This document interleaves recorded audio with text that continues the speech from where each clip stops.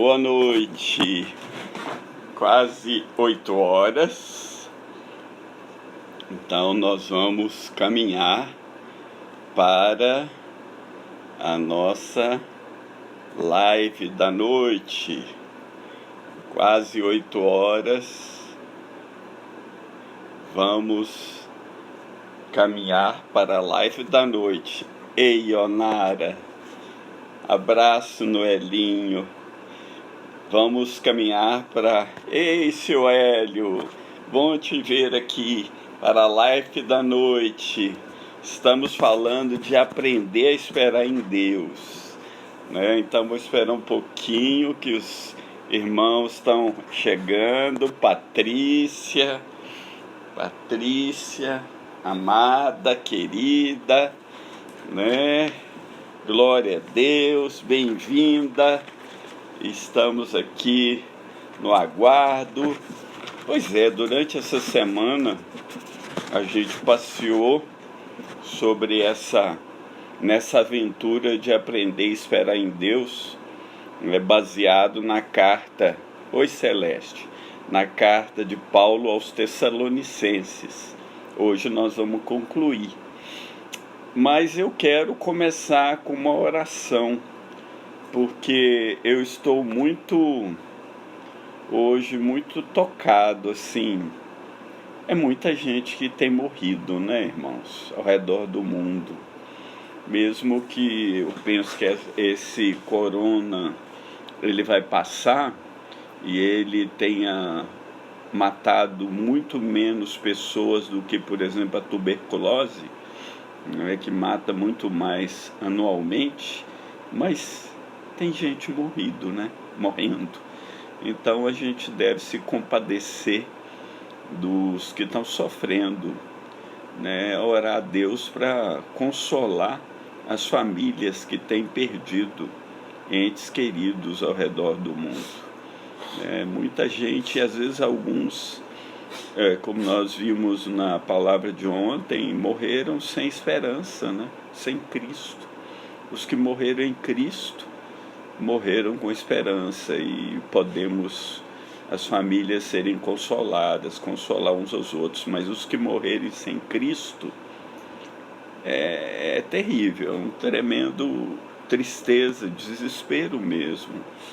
Que Deus tenha misericórdia das pessoas, das famílias que têm perdido seus parentes e amigos. Vamos orar.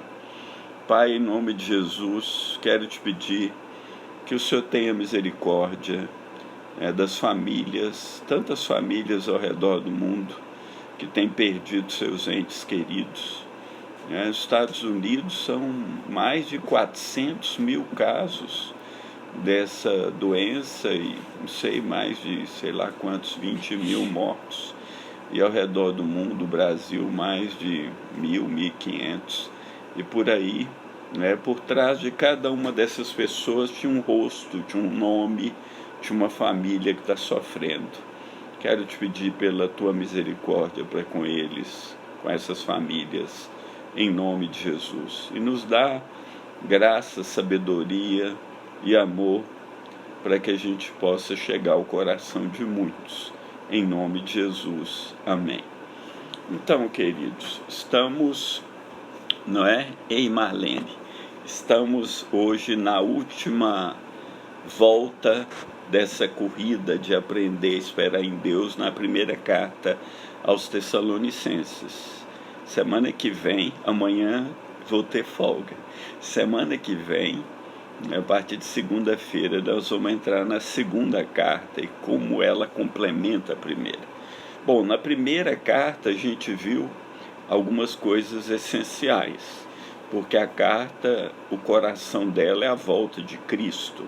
E a volta de Cristo tem 3 grandes motivos. O primeiro é que ele vem para ressuscitar os mortos e os que estiverem vivos serem transformados, ou seja, tanto os mortos como os vivos serão glorificados. Receberemos um corpo imortal, seremos imortalizados. Esse é o primeiro grande motivo. O segundo grande motivo é que ele vem julgar o mundo. julgará o mundo com equidade e os povos com verdade. Está escrito Salmo 96, Salmo 98, o Apocalipse. Jesus falou quando vier o Filho do Homem, sentará no trono de glória e reunirá todos diante dele e vai julgar. Então o julgamento é o segundo grande motivo. Aí o julgamento é o juízo final do grande trono branco. O terceiro grande motivo é o reino. Ele vai estabelecer o reino no céu. Eu crio novos céus e nova terra em que habita a justiça. O pecado afetou todo o universo, tudo foi mudado, tudo foi abalado. Mas Jesus, com a sua morte e ressurreição, quando ele redimiu tanto o ser humano como até os céus foram tocados por causa da morte de Jesus, porque a rebelião começou nos céus com Satanás. Então, o terceiro grande motivo, que todo o universo estará em ordem e o reino de Deus absorverá tudo como Deus planejou desde o princípio. Aquela igreja dos Tessalonicenses tinha 3 grandes marcas. Como eu falei, 3 motivos para Jesus voltar. A igreja tinha 3 grandes marcas. Era a obra da fé, o trabalho do amor e a paciência da esperança, né, que eram marcas profundas. E o Paulo vai desenvolvendo o tema, né, da esperança, que é a volta de Cristo. E no primeiro capítulo ele diz que somos convertidos para esperar Cristo, que nos livra da ira futura, a ira do juízo final, que é um dos grandes motivos da volta de Cristo. No segundo capítulo, ele vai dizer que nós vamos nos alegrar com os irmãos e vamos nos alegrar no fruto do nosso trabalho quando Jesus voltar. Aleluia! Receberemos a coroa de glória que Deus tem preparado para aqueles que amam a sua volta. O terceiro grande motivo é que nós estaremos em busca de sermos santos, como Ele é santo, porque nós temos a expectativa da volta. A santificação é um processo, primeiro, Deus já te declarou santo. Paulo escreve aos santos irmãos. Senão, cada pessoa que morresse em Cristo estaria perdido, né? Porque se a santificação depende de todo o processo que a gente faz, né, ou que o Espírito faz em nós, isso não é salvação. A sua salvação já está garantida. Agora você tem que buscar ser santo, porque você tem comunhão com o Pai e com o Filho, através do Espírito Santo, e Ele mortifica as obras do corpo e te santifica. Aleluia. O quarto capítulo, nós vimos ontem que nós devemos nos consolar a respeito dos que morreram, porque Deus em Cristo os tornará a trazer os mortos, né, as almas, ou almas e espíritos junto à alma do que morreu, e ele vai dar uma ordem, vai ressoar a trombeta, o alarido, e os mortos vão ressuscitar. Então ele vai glorificar todos. E hoje, capítulo 5, vai mostrar que nós somos guardados para esse grande dia. Então vamos começar aqui. Se você tem a Bíblia, quiser acompanhar comigo, capítulo 5, versículo 1. Mas, irmãos, acerca dos tempos e estações, não necessitais de que se vos escreva, porque vós mesmos sabeis muito bem que o dia do Senhor virá como ladrão de noite. Pois quando disserem a paz e segurança, então lhes sobrevirá repentina destruição, como as dores de parto àquela que está grávida, e de modo nenhum escaparão. Então, meu filho Tiago, amado, querido, viajante, doutor. Então, mas irmãos, Paulo escreve para eles que ele não precisava falar de tempos e estações, porque os irmãos já estavam instruídos que Jesus vai vir como ladrão, né? Vai vir como ladrão. O ladrão, ninguém espera o ladrão, ele chega de repente, né? Jesus falou também, de repente virá o Senhor. Vigiai, porque vocês não sabem a hora que há de vir o Senhor. Se você soubesse, você vigiaria.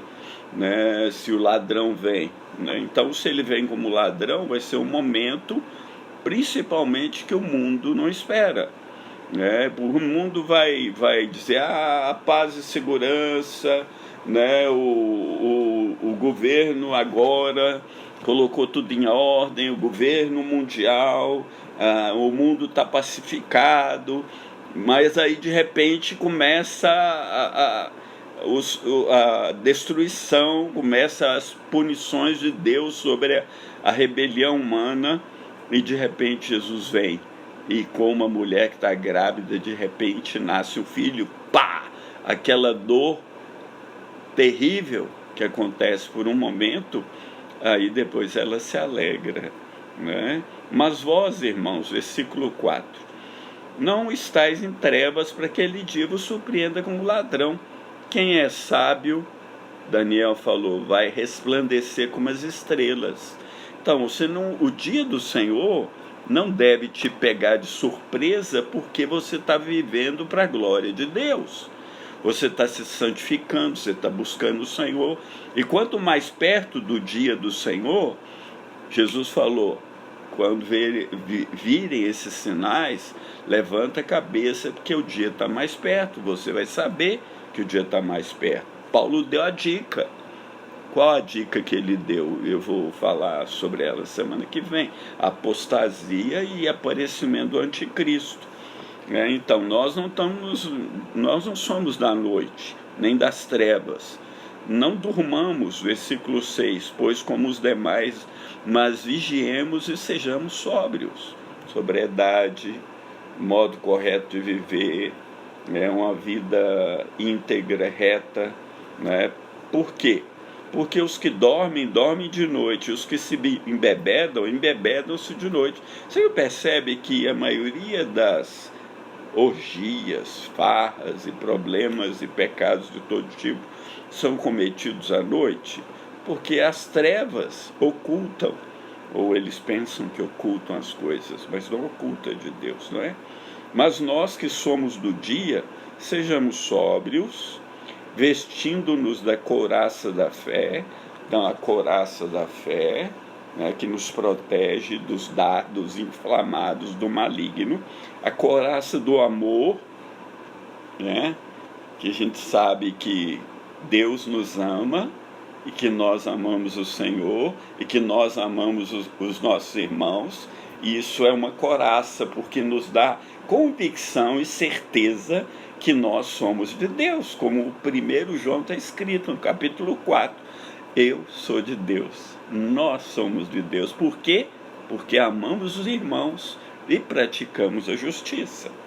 Então, ele diz, veste a couraça da fé e do amor, e tenha por capacete a esperança da salvação.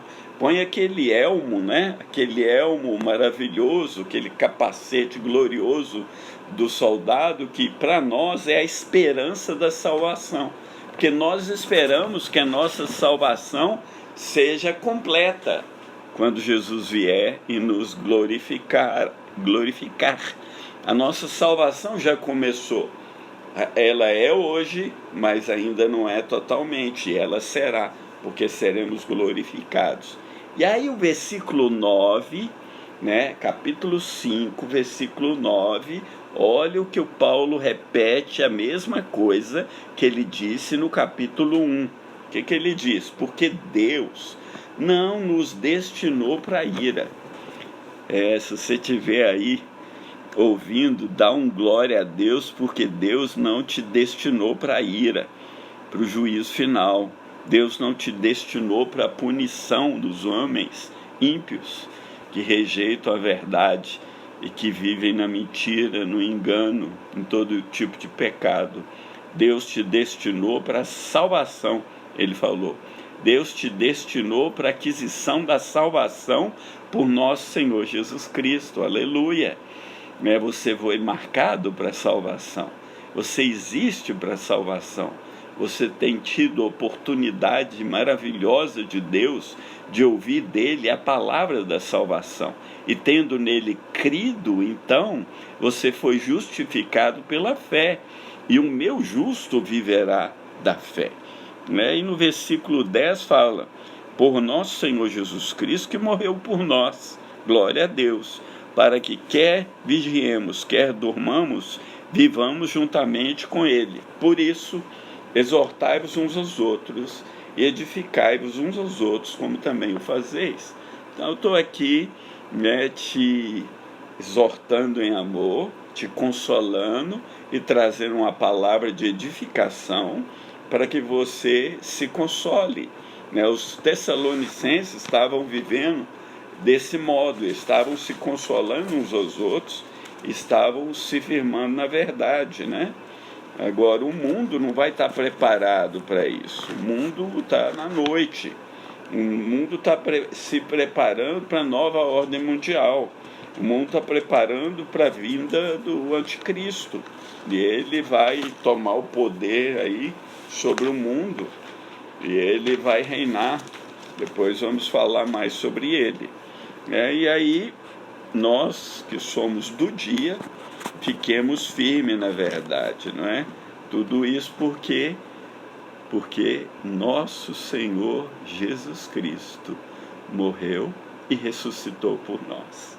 E por isso estamos garantidos, à sombra das suas asas nos escondemos. Ele para nós é como uma rocha de refúgio, onde tem uma grande rocha, onde tem uma grande sombra, onde nós descansamos, mesmo em meio das tribulações, ou mesmo em meio do calor escaldante do deserto.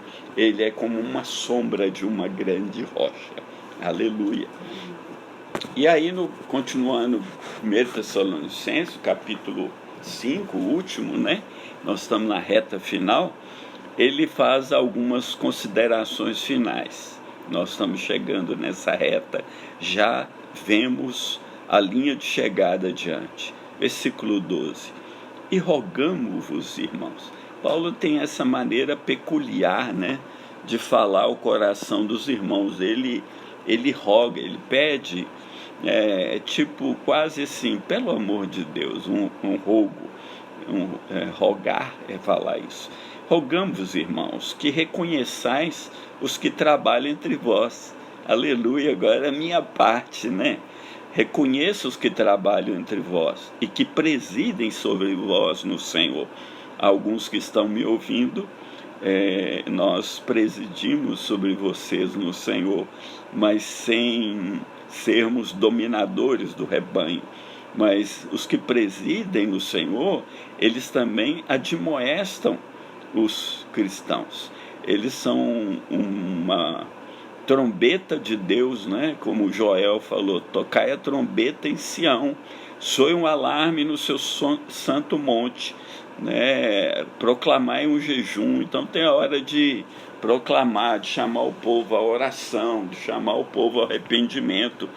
E esse é um tempo que Deus tem chamado a igreja a arrependimento, a mudança de vida, acerto, porque você não sabe do dia nem da hora do Senhor, nem para a sua vida, nem para o mundo, né? Então ele diz: rogamos, irmãos, por isso, e que os tenhais, versículo 13, em grande estima e amor. Obrigado, né? Por causa da sua obra, porque a obra é pesada, queridos. A obra é um fardo, né? É leve, porque Jesus diz que o fardo dele é leve, mas é de determinação, né? E ele diz: rogamos também, ele fala mais, por causa da obra, tende paz entre vós. A paz é o árbitro no coração, né? A paz é sinal da presença de Deus no meio da igreja. Rogamos também, irmãos, que admoestei os desordeiros. Tem alguém pisando na bola, né? Vivendo numa vida sem ordem, não querendo trabalhar, né? Ou outro tipo de desordem, deve ser admoestado. Consoleis os de pouco ânimo, aquelas pessoas que têm a tendência de estar sempre desanimada. Chega junto, fala o coração, consola, abraça, encoraja.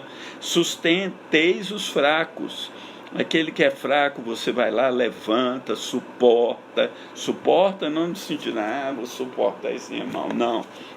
Suporta no sentido de sustentar.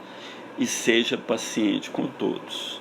Né? Não perca a sua paciência, sua paciente esperança para com todos. Né? E aí ele diz, vede que ninguém dê a outros mal por mal, né? Mas seguir sempre o bem, tanto uns para com os outros como para todos. A gente não retribui o mal que as pessoas nos fazem. O que Jesus ensinou? Né? Que qualquer que quiser pleitear contigo, versículo 39 de Mateus 5, eu porém vos digo que não resistai ao mal, mas se qualquer te bater na face direita, o que você deve fazer? Bater de volta? Não, oferece-lhe também a outra. E ao que quiser pleitear contigo e te tirar a túnica, o que você deve fazer? Agarrar sua túnica, me dá aqui. Não, larga-lhe também a capa, né? Divide, abençoa, não fica segurando as coisas, nem a sua reputação, nem o que você tem. E quem quiser te obrigar a caminhar com ele 1 milha, vai com ele 2.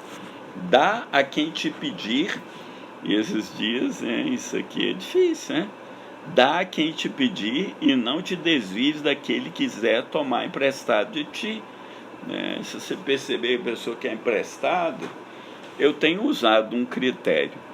Né? Na maioria das vezes, quando a pessoa me pede emprestado, a maioria das vezes eu dou, se eu posso. Né? Se eu não posso, eu empresto. Se for irmão, sem juros. Né? Então, fora de irmãos eu não empresto, porque não tem esse caso. Mas os irmãos eu empresto, eu dou quando eu posso. O melhor que você faz. Mas você não pode desviar da pessoa. E aí, estamos chegando na reta final, como eu disse. Versículo 16.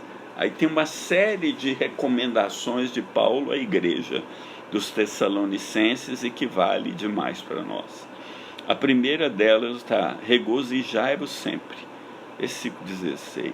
É muito tremendo isso. Se você está sofrendo com tribulação por qualquer motivo, ele diz para você se regozijar. Paulo diz isso, Tiago falou mesmo, Jesus ensinou isso. Regozijar sempre. Não ficar murmurando, reclamando da vida. Aprende a louvar a Deus em tudo. Por quê? Versículo 17. Orai sem cessar. Acho que esse é um grande desafio para todos nós. Orar sem cessar, orar em todo o tempo, orar, falar com Deus, derramar o coração diante do Senhor, pedir como Davi: socorro, Deus, tem misericórdia de mim. Tem misericórdia de mim, Senhor, muda a minha vida. Essa é a oração que eu mais faço no meu dia a dia. Orai sem cessar. Versículo 18. Em tudo dai graças, porque essa é a vontade de Deus em Cristo Jesus para convosco. Em tudo. Em tudo significa em todas as circunstâncias da vida, dai graças. Isso é um mistério. Não é? Em tudo, porque todas as coisas colaboram para o bem daqueles que amam a Deus, daqueles que são chamados segundo o seu propósito. Se tudo colabora para o nosso bem, devemos aprender a ser gratos em todas as circunstâncias da nossa vida e exercer a alegria no meio da dor. Glória a Deus.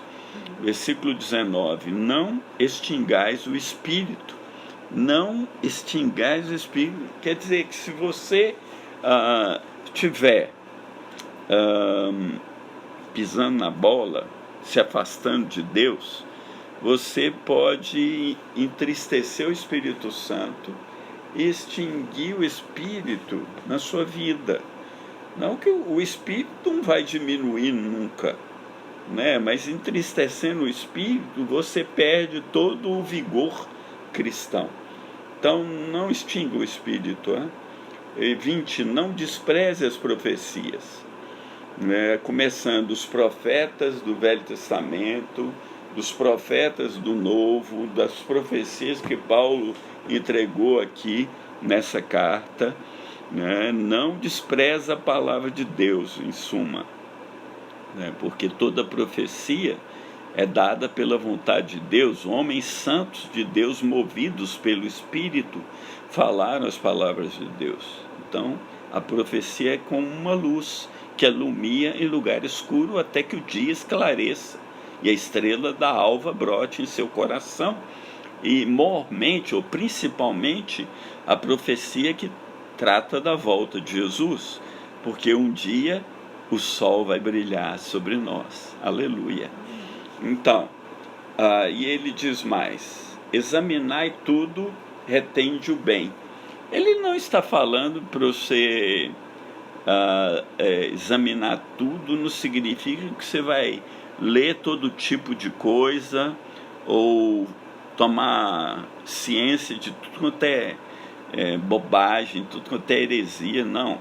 O que te vier à mão, ou o que estiver diante de você, você examina e retenha só o bem.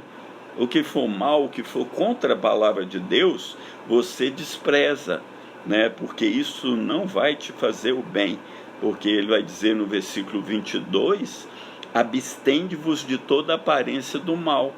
Porque se você deixa o mal, se você examina tudo e deixa um pouquinho de mal na sua alma, você vai acabar abraçando o mal, e não é sábio, Então, se afaste de toda aparência do mal, não ande como dizem Provérbios, não ande pela rua da prostituta, não fique, irmãs, não fiquem a sós com irmãos numa circunstância de interesse mútuo, porque vai acabar pecando.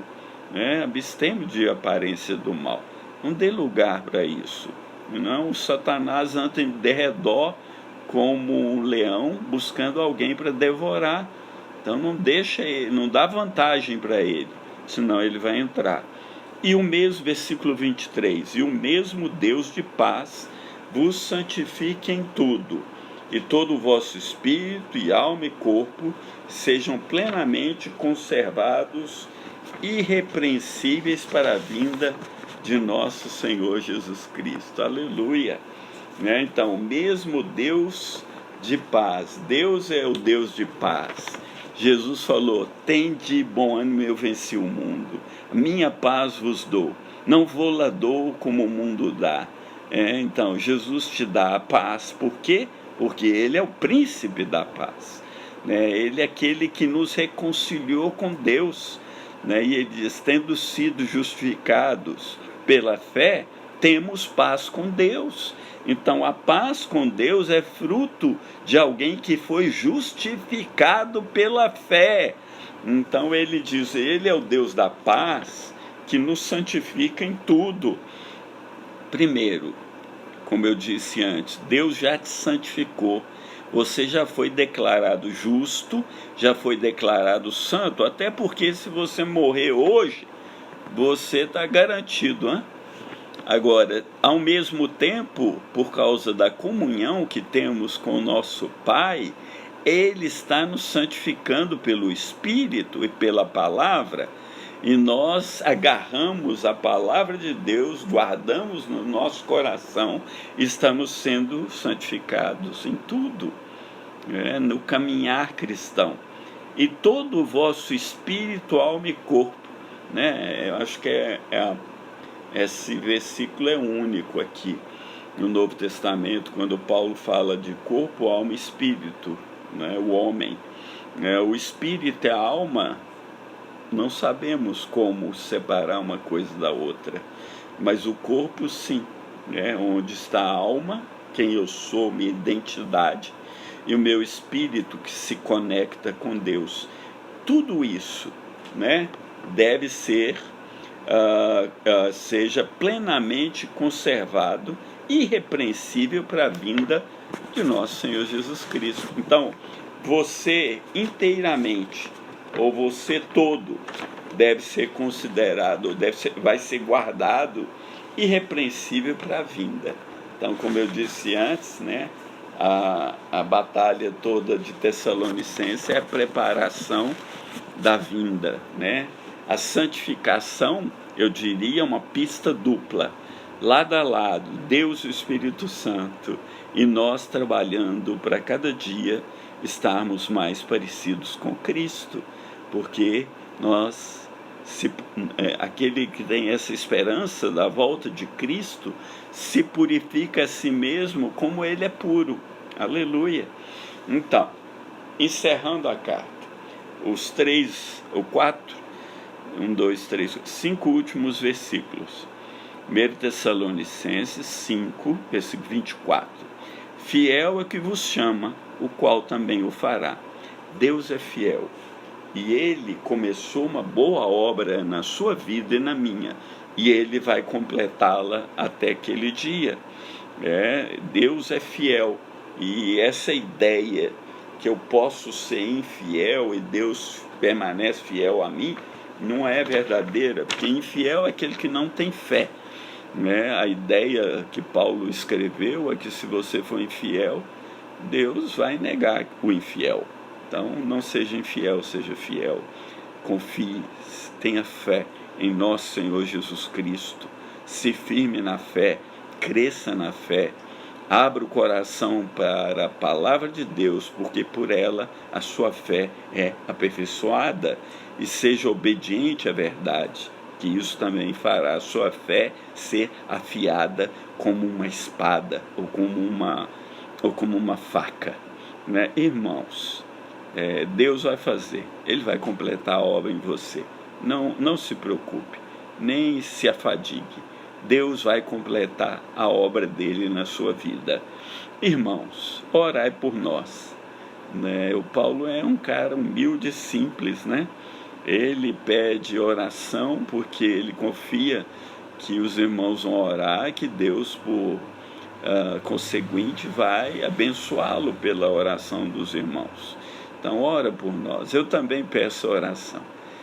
Eu tenho trabalhado essa semana bastante. Eu preguei essa semana 8 vezes. Então, e estudo, escrevendo. Tem mais uma coisa que eu preciso falar para vocês. É que esse estudo que eu termino hoje virou um e-book, 30 páginas. Se você quiser recebê-lo, você vai ter que fazer um pequeno trabalho.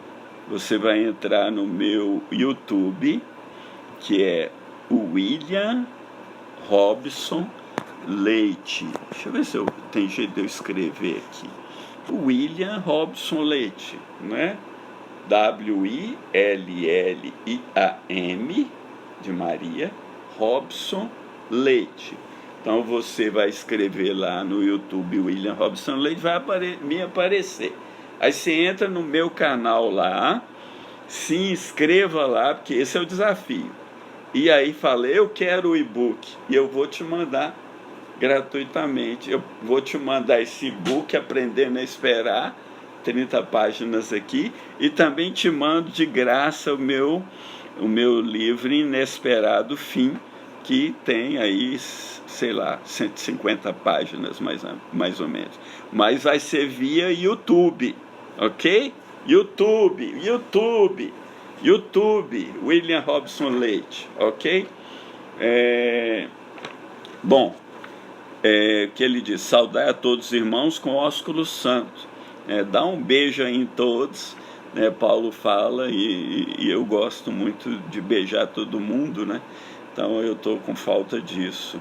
Pelo Senhor, eu vos conjuro que esta carta seja lida a todos os santos irmãos. Então Deus quer que ele leia, que os irmãos leiam. E a graça de nosso Senhor Jesus Cristo seja convosco. Amém. Essa é a melhor parte, A graça maravilhosa, é o grande finale. A graça maravilhosa absorva a sua vida. Um irmãozinho aqui está falando para me falar dos pés da estátua, pé de barro e ferro. E isso, lá no meu livro Inesperado Fim, eu falo sobre isso. Agora, né, esse domínio que vai se levantar é a nova ordem mundial, é o governo do anticristo. Mas semana que vem, no 2 Tessalonicenses, eu vou falar um pouco mais sobre o anticristo. Então, irmãos, que a graça de nosso Senhor Jesus Cristo esteja convosco. Amém. Vamos orar, né? Eu comecei essa live, Patrícia escreveu lá no Instagram, certinho, Patrícia, William Robson Leite, a graça, vamos orar. Eu comecei essa live orando pelas pessoas que estão sofrendo no mundo, especialmente aqueles familiares que perderam entes queridos, né? Às vezes é uma dor profunda, perdeu a vovó, o vovô, o tio, a titia, porque a maioria dos mortos, a maioria absoluta, são os mais velhos. E é incrível, irmãos, eu estava vendo os números hoje, quero falar um pouquinho sobre isso, e é assustador, porque essa Covid-19 começou na China, né? Então a China hoje, até hoje ela teve pouco mais de 80 mil casos, e ela teve cerca de 3 mil e qualquer coisa de mortos. Agora, os Estados Unidos já tem mais de 400 mil casos, e, se não me falha a memória, mais de 20 mil mortos. A Europa, se você somar os países lá, o número de mortos é assustador, somando Itália, Espanha, Reino Unido, são os 3 países que têm mais mortos junto com os Estados Unidos. Eu fico pensando, parece que esse vírus vem matar só gente do Ocidente, porque na própria China ele matou pouco. Então, não sei, eu não tenho autoridade de Deus para falar o que é, que está por trás, mas é algo estranho demais. Então, por isso eu quero orar, né, para que Deus tenha misericórdia de quem está sofrendo e para que Deus nos livre do mal, né? Porque a Bíblia diz, o meu texto desde que começou essa corona esconde-nos à sombra das tuas asas até que passem as calamidades. É a oração de Davi no Salmo, me falha a memória agora, 55, 57, por aí. Depois você pode pesquisar. Que Deus te esconda à sombra das asas dele até que passem as calamidades. E que você seja sábio nesses dias. Que Deus te dê favor e graça. E aqueles que estão sem trabalho, que Deus te ajude. E compartilha, irmão, a necessidade para a gente também poder ajudar no que depender de nós. Então vamos orar, né? De novo, quero pedir a quem está assistindo aí, que você compartilhe, né? Para outros também poderem ouvir essa palavra, entregar a vida a Jesus Cristo, que é o campeão, que é o único. Só existe um meio de salvação. O único meio de salvação é Jesus Cristo, nosso Senhor, porque Ele é o único mediador entre Deus e os homens. Se você confiar em qualquer outro, qualquer coisa, né, que não seja Jesus, você não pode ser salvo. Pois vamos orar. Aqui tem a irmã Tânia, que perdeu o marido, né,